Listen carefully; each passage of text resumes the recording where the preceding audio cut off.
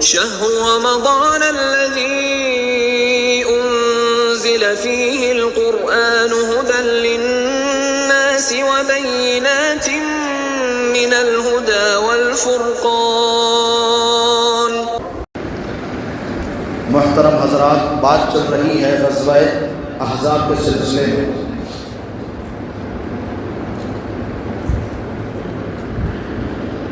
تو میں یہ عرض کر رہا تھا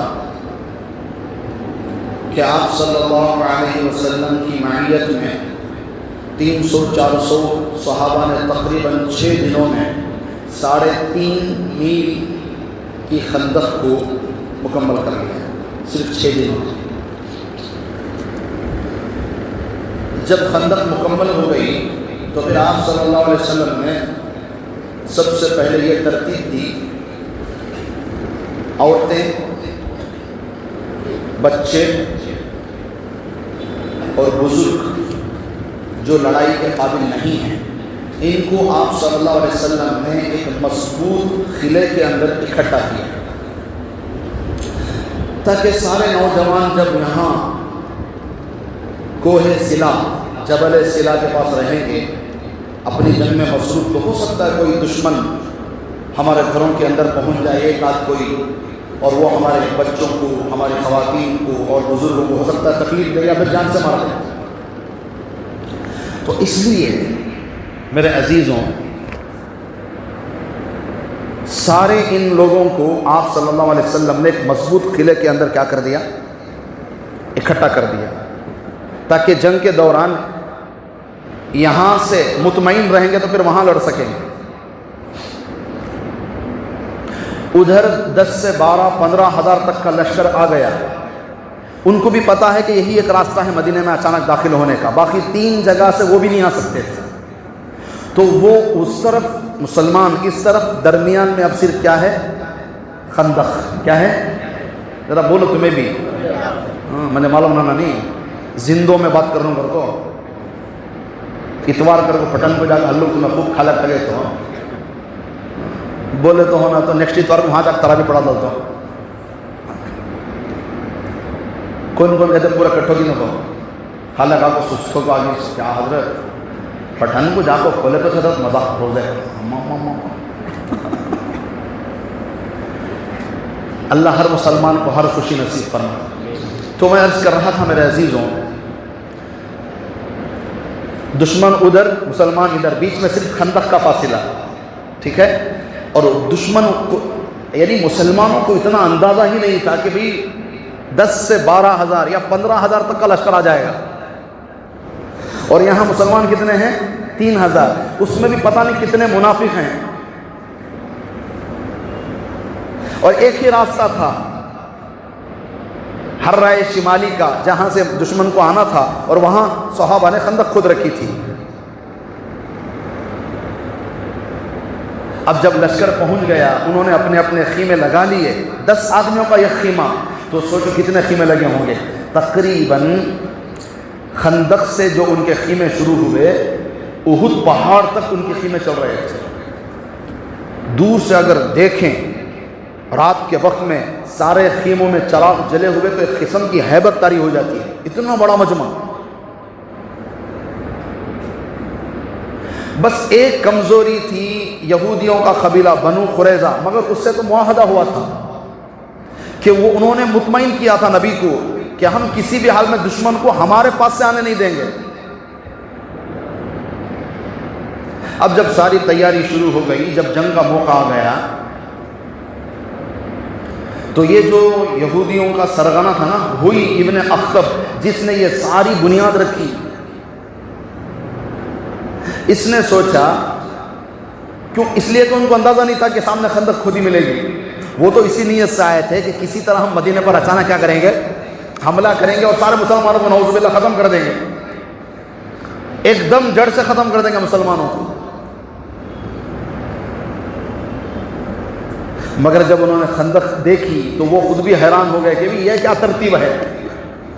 اس سے پہلے یہ ترتیب حجاز میں، مکے کے اندر تو اور پورے عرب ممالک کے اندر تو یہ ترتیب نہیں اختیار کی گئی تھی. تو جب انہوں نے دیکھا کہ نہ گھوڑا چھلانگ لگا سکتا ہے، نہ بندہ کوئی اتر کے جا سکتا ہے، اتریں گے تو اوپر سے تیر برسیں گے. تو پھر یہ تو بڑا مسئلہ ہو گیا کہ بھی کریں تو کیا کریں. تو حوی ابن اخطب نے جو نکالے گئے یہودیوں کے قبیلے بنو نذیر کا سردار تھا، اس نے ایک چالاکی چلی. اس نے کیا کیا کہ سیدھے وہ گیا اپنے قوم کے لوگ جو قبیلہ مدینے میں تھا، آدھا مدینے میں تھا قبیلہ، وہ آدھا باہر تھا. 3 قبیلے تھے نا مدینے میں، بنو نذیر، بنو قینقاع، بنو قریظہ. بنو نذیر اور بنو قینقاع ان کی غداری کی وجہ سے ان کو نکال ڈالے تھے سنا. اب یہ قبیلہ مدینے میں ہے، کون سا؟ بنو قریظہ. تو بنو قریظہ کے پاس گیا ہوئی ابن اخطب، جا کو جیسے ہی انہیں آ رہا تھا نا ہوئی باہر سے، تو یہ بنو قریظہ کا جو سردار تھا کعب بن اسد، اس نے کہا فوراً دروازے بند کرو، دروازے بند کرو گے. دروازے بند کر ڈالے، اندر آنے دیے نہیں. تو ہوئی ابن اخطب باہر کھڑے ہو کر آواز لگانے لگا، او کعب سرداران بنو قریظہ، بھائی تم سے بات کرنے کے لیے آئے ہیں اور تم نے تو دروازہ بند کر دیا. تو انہیں اندر سے کیا بولے، بنو قریظہ کے سردار کعب بن سعد کیا بولے، تمہارے سے کیا بھی بات کرنے کا نہیں ہے. ہمارے اور مسلمانوں کے درمیان میں، ہمارے اور حضرت محمد صلی اللہ علیہ وسلم کے درمیان میں معاہدہ اگریمنٹ ہو چکا ہے، اور ہمیشہ ہم نے مسلمانوں کو اور نبی کو وعدہ پورا کرتے ہوئے پایا ہے. ہمیشہ اپنا وعدے میں پکے اور سچے ان کو ہم نے پایا ہے، اس لیے ہم ان سے کوئی وعدہ نہیں توڑے، تم بس یہاں سے چلے جاؤ. تو ہوئی ابن اخطب بڑا چالاک انسان نے بولا، ارے بھائی ٹھیک ہے چلے جائیں گے، کم سے کم بات تو کر لیں بھائی، دروازہ کھولو، ہمیں اندر آتی ہیں، بیٹھیں گے، بات کریں گے، پھر ڈیسائیڈ کرنا کہ بھی ہمارا ساتھ دینا نہیں دینا. وہ سب کیا بھی نہ کو بات کرنے کی ضرورت نہیں، اب فی الحال تو میں ایسے جاؤ اندر سے. پھر جواب، پھر باہر سے ہوئی ابن اخطب یہ وہ تانے تشنی، اسے ابھارنا، اسے ہمت دلانا، کیا کی کدھر کی، اندر سے نہیں کھمینو. آخر میں انہیں کیا بولے، ہوئی ابن اخطب کیا بولے، اچھا تو اس بات سے تو ڈر رہا ہے کہ آنے والے جو قبیلہ ہے ہمارا بنو نذیر کے جو لوگ ہیں لڑنے کو ہی کہاں پہ بھی تیرے قبیلے میں گھس کو تیرے دسترخوان میں بیٹھ کو تیرا کھانا خراب ہوتی کر کو. یہ تانا اسے برداشت نہیں ہوا. منجے تو بخیل بولتا ہے، منجے تو کنجوس بولتا ہے، کھول دروازے. کم کھلایا دروازے میں؟ تو پھر باہر سے انہیں اندر آیا ہوئی ابن اخطب، آ کو بیٹھ کو کعب بن اسد کو مینڈ بنایا یہاں تک بولیا، دیکھ تو بھی یہودی میں بھی یہودی، ہمیں یہ قوم کی، میں کوشش کر کو مکے کے قریشیوں کو، غطفان کے قبیلے کو، بنو اسلم کو، بنو اشجع کو، بنو فرازہ کو، بنو کنانہ کو، یہ سارے عرب کے قبیلے اکٹھا کر کو لاکھوں یہاں کھڑی ہوں. تو ایک آدمی ساتھ دے ڈالا تو ہمیشہ کے واسطے یہ مسلمانوں کو ختم کر دے. ہمیں کوشش کرو اتنا کریں، تو ہماری قوموں کو تم نے اتنا ساتھ نہیں دیتا. کریکٹ، اب دماغ میں بات دوسری ہونا کریکٹ. 10-12-15 ہزار کا لشکر ہے، سوچش نہ کو اب مسلمان کسی بھی حال میں نہیں جیت سکتے. اب ایک دم ختم ہونے کا قصہ کا سن کا، اب ذرا تو ہمت کرے تو کام ہو جاتا. تو کعب بن اسد سوچا بعد میں انہیں بھی اس کے باتوں میں آ گیا. تو انہیں ان کا دشمنوں کا ساتھ دینے کے لیے وہ قبیلہ تیار ہو گیا. تو اڑتے اڑتے خبر نبی تک آئی، کیا کر کو، یہ جو قبیلہ ہے بنو قریظہ، اس نے نبی سے کیا گیا وعدہ توڑ کر دشمنوں کا ساتھ دینے کے لیے تیار ہو چکا ہے. اب سوچو کیا حالت ہونا. اللہ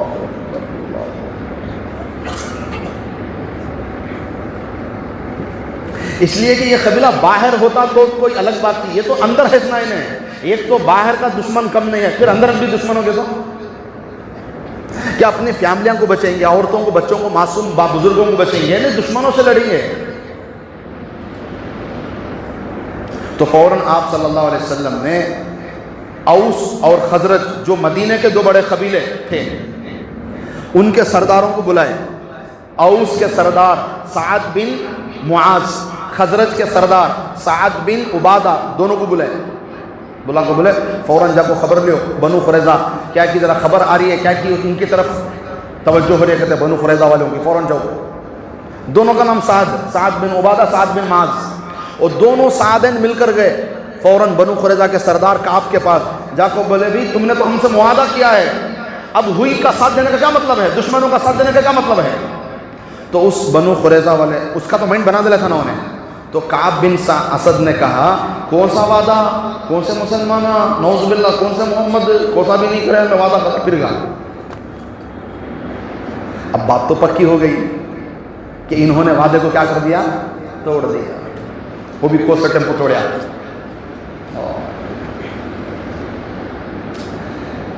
نبی بول کو بھیجے تھے دونوں ساتھ کو، جاؤ جا کو معلوم کرو، اگر خبر پکی ہے انہوں ہمارے سے وعدہ توڑ ڈالیں کرو بولے تو آپ کو پورے مسلمانوں کے سامنے بولنے کی ضرورت نہیں ہے، کچھ ایسے الفاظ استعمال کرو ہمیں سمجھ جاتی، عوام نہیں سمجھنا، کیونکہ تو ہیں سو 3000، کیا تو بھی اللہ نہ کرے پہلے 10-12 ہیں جو ہماری آدھی ہمت ٹوٹ گئی ہے، اور کیا تو بھی انہوں بھی ہاتھ دیا کرو مانگا تو پھر کیا ہونا۔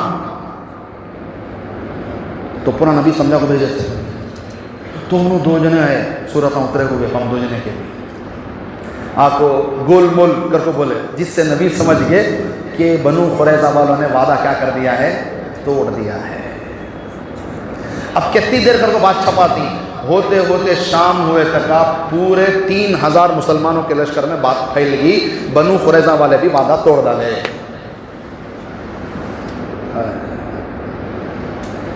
تو جو منافقین تھے دیکھو کھلم کھلا آ کو نبی کو سامنے بول کو ہمیں نہیں لڑتے، ہمیں جاتی رو چلے،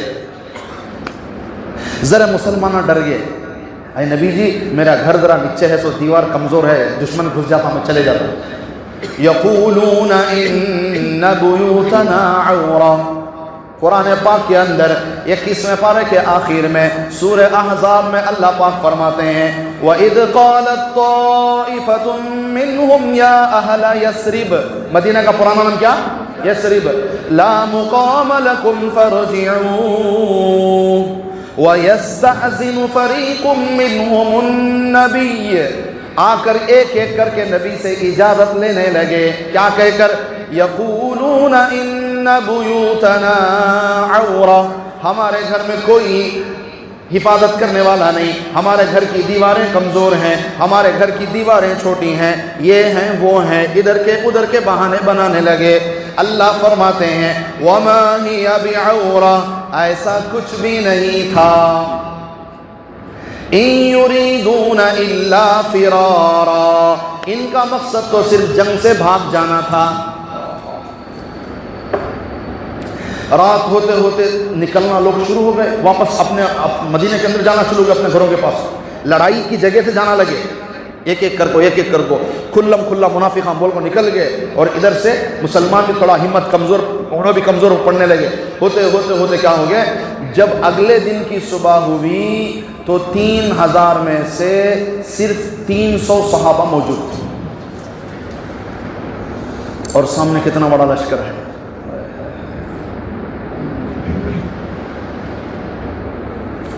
اللہ پاک فرماتے ہیں سورہ احزاب کے اندر انہی آیتوں سے پہلے اذ جاؤکم من فوقکم ومن اسفل منکم، کیا خیال ہے اس وقت کو یاد کرو جب تمہارا دشمن تمہارے اوپر سے، تمہارا دشمن تمہارے اندر سے، چاروں طرف سے تم دشمنوں کے گھیرے میں آ چکے تھے۔ وَإِذْ زَاغَتِ الْأَبْصَارُ، آنکھیں پھٹی کی پٹی رہ گئیں، وَبَلَغَتِ الْقُلُوبُ الْحَنَاجِرُ، اندر کے کلیجے منہ کو آنے لگے، وَزُلْزِلُوا زِلْزَالًا شَدِيدًا، پاؤں کے اندر کی ہمت ختم ہونے لگی۔ دلوں کی حالتیں اللہ نے قرآن میں کھینچا ہے، سبحان اللہ۔ وَإِذْ يَقُولُ الْمُنَافِقُونَ وَالَّذِينَ فِي قُلُوبِهِمْ مَرَضٌ، جو منافقین تھے جن کے دلوں میں مرض تھا، وہ کہنے لگے ما وعدنا اللہ ورسولہ الا غرورا. نعوذ باللہ نعوذ باللہ نعوذ باللہ. اللہ اس کے رسول کے وعدے جھوٹے ہیں. منافقین کہنے لگے, پورے خالی ہو گئے ایک ایک کر, 300 جنے رہ گئے. اور سامنے کتنے ہزار کا لشکر؟ 15,000 کا لشکر. وہاں ہر ایک کے پاس ہتھیار ہے, یہاں ہتھیار نہیں. وہاں سب کے پاس گھوڑے ہیں, یہاں گھوڑے کسی کے پاس نہیں. دشمن اندر, دشمن باہر, چاروں طرف سے دشمن. اللہ دنیا کے اندر نا اللہ پاک ایک توازن رکھتے ہیں, ایک مناسبت, برابری, اعتدال, درمیانہ. یہ اللہ کا اصول ہے. سیاست کے لائن سے اللہ پاک دنیا میں ایک توازن رکھتے ہیں. جب بھی کوئی طاقت سر چڑھ کے بولتی ہے تو پھر اللہ چھوٹی طاقت سے اسے ختم کرتے ہیں, تبھی دنیا چل سکتی ہے. اگر ایک کے ہاتھ میں پوری طاقت آ جائے تو پھر تو وہ ظالم بن جائے, پھر تو وہ دنیا کے لیے نقصان دہ بن جائے گا. جب کوئی طاقت اوپر اٹھتے اٹھتے اٹھتے ایک دم زیادہ اوپر اٹھ جائے تو پھر اللہ چھوٹی طاقت سے اسے دباتے ہیں. یہ اللہ کا اصول ہے. جب نمرود کی طاقت اٹھتے اٹھتے اٹھتے اٹھتے بلند ہوئی تو حضرت اللہ نے کسے کھڑا کیا؟ حضرت ابراہیم علیہ السلام کو کھڑا کیا. جب فرعون کا لشکر, فرعون کی طاقت, فرعون کی خدائی وہ اوپر چڑھتے چڑھتے چڑھتے چڑھتے سر چڑھ کے بولی تو حضرت موسیٰ علیہ السلام کو کھڑا کیا. قارون خزانے سے نشے میں چور, حضرت موسیٰ کو کھڑا کیا گیا. جالوت بادشاہ ظلم کی انتہا کو پہنچا تو اللہ نے حضرت طالوت کو کھڑا کیا, داؤد کو کھڑا کیا. یہ اللہ کا اصول ہے. دنیا میں جب کوئی طاقت سر چڑھ کے بولتی ہے پھر اللہ چھوٹے سے کھڑا کر کے بڑے کو ہراتے ہیں. وَلَوْلَا دَفْعُ اللَّهِ النَّاسَ بَعْضَهُمْ بِبَعْضٍ لَهُدِّمَتْ بِبَعْضٍ لَفَسَدَتِ الْأَرْضِ. اللہ تعالیٰ بعض کو بعض سے توڑتے ہیں تاکہ دنیا برابر چلتی رہے. کبھی ایک طاقت کو اللہ سر چڑھنے نہیں بولتے. کبھی اللہ کی ترتیب ہے. دودھ پیتے موسیٰ پانی میں بچ گئے جبکہ کمزوری کی انتہا پر تھے, اور طاقتور فرعون پانی میں ڈوب گیا جبکہ اس کی طاقت سر چڑھ کے بولتی تھی. یہ اللہ کا فیصلہ ہے. دودھ پیتے موسیٰ صندوق میں بند پانی میں بچ گئے, اور طاقت کے نشے میں چور فرعون اپنے آپ کو خدا کہنے والا پانی میں کیا ہو گیا؟ ڈوب گیا. یہ اللہ کی ترتیب ہے, اللہ کی ترتیب ہے. جب آپ صلی اللہ علیہ وسلم شروع میں مکہ مکرمہ کے اندر دعوت و تبلیغ کی محنت شروع کی, اپنے نبوت کا اعلان کیا, اظہار کیا نبوت کا, اور جب نئے مسلمان ہونے لگے تو مکے کے کافروں کا ظلم تو یاد ہے نا کہ کیسے حضرت بلال پر ظلم, حضرت خباب پر, حضرت خبیب پر, حضرت سمیہ پر. یہ وہ دور ہے جب پوری دنیا میں اس وقت 2 طاقتیں بڑی مشہور تھیں. نمبر 1 روم, نمبر 2 ایران. یہ 2 سپر پاور دنیا کی طاقتیں تھیں. باقی پوری دنیا کے دوسرے شہروں کے لوگ یا تو ان کے ماتحت تھے یا تو ان کے ساتھ ان کا کوئی اگریمنٹ تھا امن کا. 2 بڑے, روم, ایران. باقی پوری دنیا ان کے ماتحت میں. عرب تو حاشیے میں بھی نہیں تھے, کنارے میں بھی نہیں تھے. جب ہمارے نبی پاک صلی اللہ علیہ وسلم 40 سال کے بعد نبوت کا اعلان فرمایا اور لوگوں کو دین کی دعوت دی تو یہاں مسلمانوں پر ظلم ہو رہا تھا, اور یہاں 2 طاقتیں آپس میں ٹکرا رہی تھیں, روم اور ایران. روم کون؟ اہل کتاب, عیسائی, اہل کتاب, اللہ کو ماننے والے جن پر کتابیں اتری وہ لوگ. اور ایران والے کون؟ بت پرست. تو روم کو کون پسند کرتے سب؟ مسلمان, اس لیے کہ انہوں اہل کتاب ہے. اور ایران والوں کو کون پسند کرتی؟ مکے کے مشرکان, اس لیے کہ انہوں بھی بت پرست, انہوں بھی بت پرست. تو چونکہ مکہ سینٹر ہے دنیا کا, ہر خبر دھیرے دھیرے مکے تک پہنچ جاتی تھی.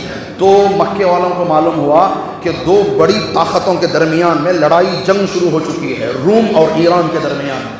اور یہ بھی ساتھ ساتھ خبر مل رہی تھی کہ جو رومی ہیں اہل کتاب یہ ہار رہے ہیں، اور ایرانی جو بت پرست ہیں، بتوں کی پوجا کرنے والے، یہ جیت رہے ہیں۔ تو پتہ ہے مکے کے مشرکوں نے کیا کہا مسلمانوں کو؟ دیکھو خبردار، اگر تم نے اپنی دین سے، کلمے سے باز نہیں آئے تو جیسے رومی کو ایرانی مار رہے ہیں ویسے ہم تمہیں یہاں ماریں گے۔ کیا تانا دے رہے تھے؟ تاریخ پڑھو جی، تاریخ کے بغیر اسلام نہیں سمجھ سکتے۔ میں ہمارے مدرسے کے بچہ سے بولتا ہوں، تاریخ پی جو، پڑھو پڑھو پڑھو، تاریخ پڑھے بغیر سیرت نہیں سمجھ میں آئے۔ تاریخ کی کتابوں کا مطالعہ بہت ضروری ہے۔ تو کیا تانا دیے مسلمانوں کو مشرکین مکہ؟ جیسے وہاں ایرانی روم کو مار رہے ہیں ویسے ہم تمہیں کیا کریں گے، یہاں مار دیں گے۔ خبر ہوتے ہوتے ایک خبر فائنل کیا ملی؟ ایران جیت گیا اور روم ہار گیا۔ ایک دم انتہائی درجے کی ہار ملی۔ دو بڑی طاقتوں میں اب یہ بھی ختم ہوگی، اب بچی سے کوئی طاقت ہے ایران۔ تو یہاں مشرکین مکہ بت پرست 360 کے پجاری خوش ہو کر خوشیاں منانے لگے۔ وہ کہنے لگے دیکھو ہم جیت گئے، اب مکے میں بھی ہم جیتیں گے، تم ہارو گے۔ سوچو مسلمانوں پر کیا گزرنی ہوگی اس وقت، جب پوری دنیا میں یہ تصور تھا کہ اب واپس روم کبھی سر نہیں اٹھائے گا، اب ہمیشہ ایران پوری دنیا پر حکومت کرے گا۔ پوری دنیا کے بڑے بڑے عقل مندوں کی سوچ یہی کہتی تھی اس وقت کہ اب کیا ہوگا، دنیا میں صرف ایک طاقت رول کرے گی، اب روم ختم ہو گیا، واپس وہ سر نہیں اٹھائے گا۔ تو ایسے وقت میں اللہ نے قرآن اتارا، کیا؟ الف لام میم غلبت الروم۔ سبحان اللہ، کیا خدا کے کہنے، کیا خدا کے کہنے، کیا خدا کے کہنے۔ جس وقت پوری دنیا کا تصور یہ ہے کہ اب روم واپس کبھی نہیں جیت سکتا، ایران ہمیشہ باقی رہے گا، اس وقت اللہ کا فرمانی غلبت الروم، ان قریب روم جیتے گا۔ ایک دم اپوزٹ ہے۔ فی ادنی الارض وهم من بعدهم غلبهم سیغلبون۔ ان قریب، فی بضع، فی ادنی الارض، بضع کہتے ہیں 3 سے 9 سال کو۔ کتنے سال سے؟ عربی میں بضع کہتے ہیں، مطلب کیا اس کا؟ 3 سے لے کر 9 سال تک۔ اللہ کیا فرمانے؟ فی ادنی الارض۔ ادنا کہتے ہیں، 2 معنی ادنا کے آتے ہیں۔ ایک معنی قریب ہے انہوں کر دو، دوسرا معنی وہ جو زمین ہے وہ سب سے، پوری دنیا کے اعتبار سے سب سے نیچے ہے کر دو۔ فلسطین کی جو زمین ہے پوری دنیا کے نقشے کے اعتبار سے بہت سمندر کے مقابلے میں بہت نیچے ہے۔ سنیں، تمہیں جب فلسطین کو جاتے رہتی بورڈاں لگ کر رہتی، اس وقت تمہیں زمین کے اتنے نیچے ہی کر دو، اس وقت تمہیں زمین کے اتنے نیچے ہی، اس وقت تمہیں زمین کے اتنے نیچے ہی کر دو۔ مفتی تقی صاحب کی کتاب سفر نامہ، اس میں لکھو ہی تو حضرت۔ تو اللہ کیا بول رہی؟ فی ادنی الارض، ادنا والے کون؟ فلسطین والے کون؟ رومی۔ فی بضع سنین، ہمیں اردو میں بولے تھا چند سال میں، چند سال میں رومی واپس کیا ہوں گے؟ فتح حاصل کریں گے، جیت جائیں گے۔ اور بضع کہتے ہیں 3 سے 9 سال کے۔ جب یہ قرآن اترا تو مشرکین مکہ بولے گرے تو گرے، مٹھی نہیں لگی۔ کیا ایک بولتی سو مثال لے، کیا بولے مکے والے دشمنہ مسلمان کیا بولے؟ بولا جب پوری دنیا کو معلوم روم واپس نہیں آتا کر کو، اس وقت قرآن میں کیا آ رہا سو؟ روم جیتتا کر کو۔ تو مشرکین مکہ مذاق اڑانے لگے، خواہ مخواہ یہ محمد صلی اللہ علیہ وسلم اپنے ساتھیوں کو جھوٹی تسلی دے رہی سو، واپس کب کو آنا روم؟ جیسے سیاست دانا ہارتے رہتے بھی معلوم ہو جاتا ان کو ہار نہیں کرو، پھر بھی کیا بولتے ہیں تو ہمیں جیت 300 ہمیں جیت 300، نتیجہ نکلتا ہی ہضم رات تک بھی دوسرے دن الونس ہو رہا ہوتا شام تک بھی ہمیں بھائی ہماری پارٹی ہمارے 400 پار۔ ہارنے والا کبھی ہار تو کو بولتا نہیں۔ تو ایسا مشرکین مکہ چھیڑنے لگے مسلمانوں کو، کیا کرو کیا بول رہی جی روم جیتتا کر گو، کب کو جیتنا، خامخواہ جھوٹی تسلی دے رہی کر گو۔ اللہ آگے بولے وعد اللہ، یہ اللہ کا وعدہ ہے، لا یخلف اللہ المیعاد، اللہ کبھی اپنے وعدے کے خلاف نہیں کرتے۔ یعلمون ظاہرا من الحیات الدنیا، یہ دنیا والوں کو صرف ظاہر نظر آتا ہے، ولیکن اکثر الناس لا یعلمون، ان کو وہ علم نہیں پتا جو اللہ جانتا ہے۔ تو ایک بڑا مکے کا سردار حضرت ابوبکر صدیق کا دوست آپ کو بولیا کیا یہ تمہارے قرآن میں روم جیتتا کر وہ جیتتا ہے کیا؟ جب باتیں کر رہے تھے تمہیں بھی تمہارا نبی۔ تو حضرت ابوبکر صدیق بولے چیلنج کر، روم جیتتا ٹھیک ہے تو قرآن میں آگا تو بات ختم ہے۔ ابوبکر صدیق لگاؤ شرط کے، ہم نے بھی لگاؤ شرط، کہتے 10 اونٹا لگاؤ۔ حضرت ابوبکر صدیق بزع کہتے ہیں 3 سے 9 کو، تو حضرت ابوبکر صدیق 3 سال مراد لیا، بولے 3 سال میں روم جیتتا ہے 10 اونٹا لگاؤ شرط۔ اس وقت ابھی شرط حرام نہیں ہوئی تھی۔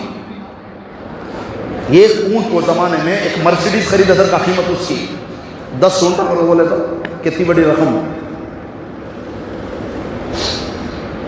تو آپ کو نبی کو بولے نبی جی میں قرآن کو سامنے رکھ کو قسم کھا گیا 10 اونٹا شرط لگا دلوں گے۔ ابوبکر صدیق نبی بولے ابو بکر تمہیں معلوم نہ بزع کا مطلب 3 سے 9 کر کو، تو تمہیں 3 کر کو ٹھیک بولنے گئے تو کیا کروں؟ تو بولے جاؤ جا کو شرط بڑھا ڈالو، 10 کے بجے 100 اونٹ کرو، 3 کے بجے 9 سال کرو۔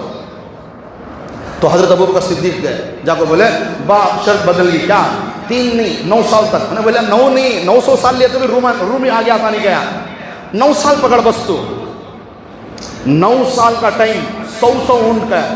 انہیں ہنسیا پاگل تو نہیں ہو گئے، اتنی بڑی شرط ہار کو تمہیں زندگی بھر خالی اونٹا دل بیٹھیں گے بد مزے کا، کیا آپ تو بھی ہوں گے؟ اللہ بولے اب نبی بھی بول ڈالے ہوگا بات میں جیت لوں شرط کے، ٹھیک ہے 100 اونٹ شرط، اب 3 سال کے بجائے 9 سال۔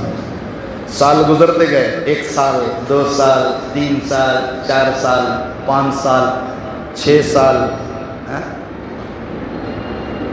7 سال۔ اب 7ویں سال مسلمان ہجرت کر کے مدینہ آ گئے، نبی ہجرت کر کے مدینہ آ گئے، ابو بکر صدیق ہجرت کر کے مدینہ آ گئے، ادھر مسلمان ادھر آ گئے۔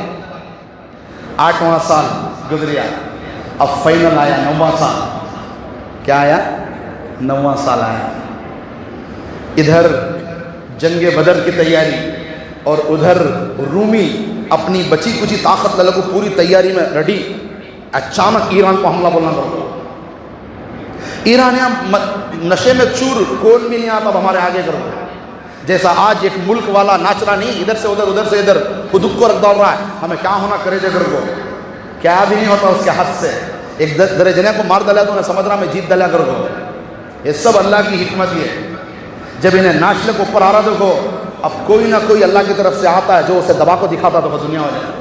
یہ اللہ کا اصول ہی ہے، اللہ ظلم کو چڑھنے دیتی، حد سے زیادہ چڑھنے دیتی، جب انتہا کو پہنچتا تب اللہ سامنے کھڑا کر دیتا طاقت۔ یہ جو آج ناچ رہا دیکھو، ادھر سے ادھر ادھر سے ادھر کدلے کدلے کو پھر رہا دیکھو، ان قریب دنیا دیکھتی ہے۔ تو 9واں سال ادھر اچانک رومیوں نے ایران پر حملہ کر دیا، اور ادھر مسلمان اور کافروں کی جنگ بدر شروع ہو گئی۔ 9 سال بھی پورے ابھی مکمل نہیں ہوئے، 9واں سال پورا نہیں ہوا، ادھر اچانک رومیوں نے حملہ کیا تو ایرانی سنبھال نہ سکے، پورے بھاگ گئے میدان چھوڑ کو، اور رومی جیت گئے،